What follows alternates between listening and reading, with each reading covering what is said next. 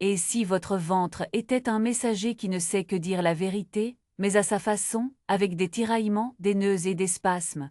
Le ventre parle quand les mots manquent, quand une situation devient indigeste, quand nos peurs remontent sans prévenir. Aujourd'hui, nous allons écouter ce qu'il essaie de nous dire, avec des clés simples et respectueuses, pour retrouver de l'espace, de la clarté et du souffle dans cette zone si intime et si sensible. Bienvenue sur Comprendre les émotions. Dans cet épisode du cours de biodécodage, nous allons explorer la signification émotionnelle de mal de ventre. Que signifie mal de ventre du point de vue des émotions? Quelles émotions refoulées se manifestent dans mal de ventre selon le biodécodage? Et enfin, nous parlerons des causes émotionnelles qui pourraient y contribuer. Commençons par un bref cadrage médical. Le mal de ventre est un symptôme très fréquent qui peut aller d'un simple inconfort digestif à des urgences. Il peut être lié à l'alimentation, au stress, à des infections digestives, à des intolérances, à des troubles gynécologiques ou urinaires.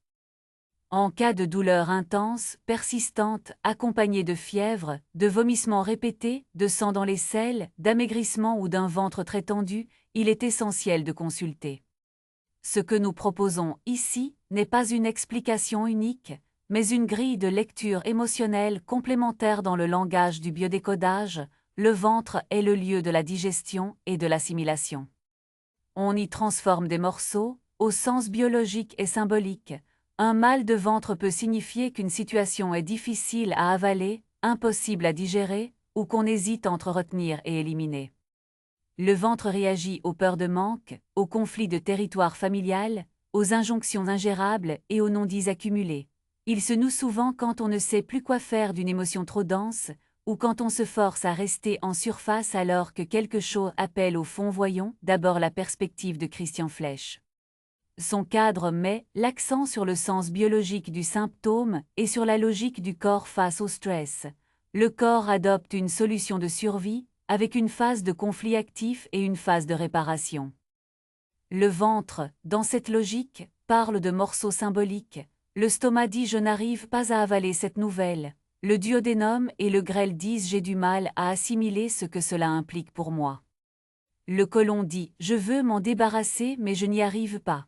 Les spasmes et crampes peuvent apparaître au moment de la réparation, quand la tension retombe et que le tissu se régénère, d'où la douleur. Selon ces principes, on recherche le moment précis où le ventre a commencé à faire mal, l'instant déclencheur, souvent banal en apparence. Une remarque injuste, un rendez-vous annoncé, un ultimatum, une peur de ne pas être à la hauteur. Le ventre se met alors en posture de tri, comme un douanier débordé. Pour travailler, 3 pistes concrètes s'offrent à vous. D'abord, retrouver la scène biologique, la revivre en sécurité, puis renommer le morceau. Qu'est-ce que j'essayais d'avaler ce jour-là? Une obligation, une injustice, un secret. Ensuite, changer la solution du corps en une solution consciente. Dire non au lieu d'ingérer, demander un délai au lieu de se précipiter, mettre un cadre clair au lieu d'absorber tout sans filtre. Enfin, pratiquer un recodage sensoriel simple, ancrer une respiration abdominale lente tout en imagant le morceau qui se transforme, qui se réduit, qui devient assimilable ou qui repart. Cette mise en cohérence entre images, ressenti et décision claire permet souvent d'apaiser, car le corps reçoit un nouveau message d'issue possible. Regardons maintenant la perspective d'Henri Corbera. La bioneuroémotion s'appuie sur la perception, les croyances et les schémas transgénérationnels.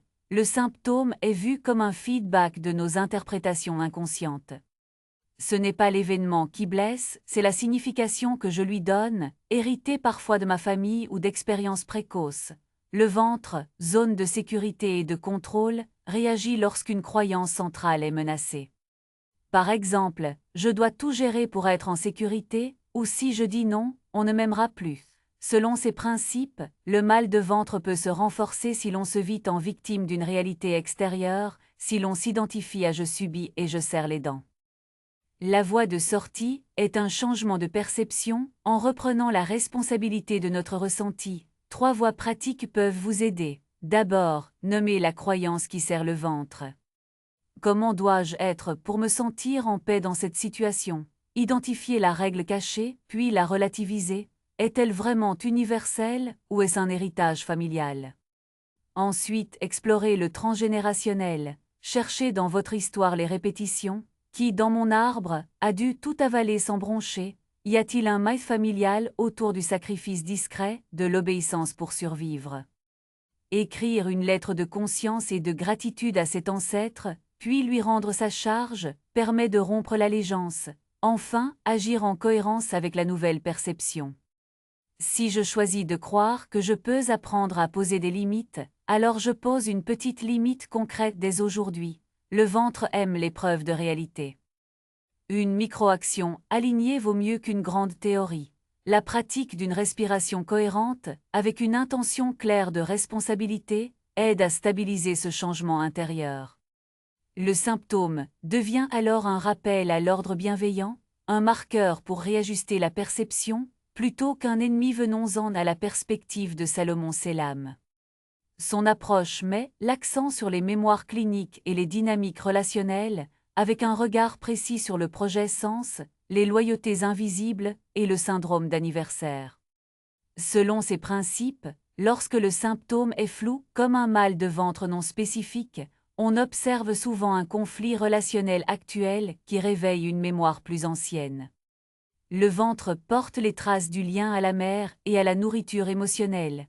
Quand la relation est vécue comme envahissante, étouffante ou au contraire insécure, le ventre se protège. Une ambiance familiale de non-dit, de secret ou de chantage affectif peut créer un terrain sensible.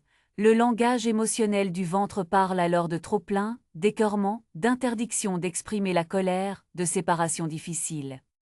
Un épisode de mal de ventre peut coïncider avec une date sensible pour le clan, une naissance, un décès, une rupture. 3 axes concrets se dégagent.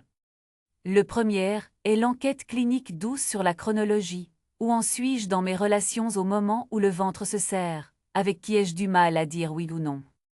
Le deuxième est la recherche de loyauté. À qui suis-je resté fidèle en gardant pour moi ce qui me pèse? Quelle phrase de clan me régit encore? Le troisième est la clôture symbolique. Écrire une lettre de restitution, rendre mentalement ce que je porte pour un autre, déclarer mon autorisation à vivre selon mon rythme, puis poser un geste visible de séparation ou de rapprochement choisi. Cela peut être un message franc, une règle nouvelle dans une relation, un rituel simple de passage. Le but n'est pas de couper les liens, mais de les rendre respirables. Quand la relation se clarifie, le ventre cesse souvent d'avoir à parler à notre place que retenir en intégrant ces 3 regards. Christian Flech nous rappelle la logique immédiate du corps qui cherche à résoudre un conflit précis à sa façon.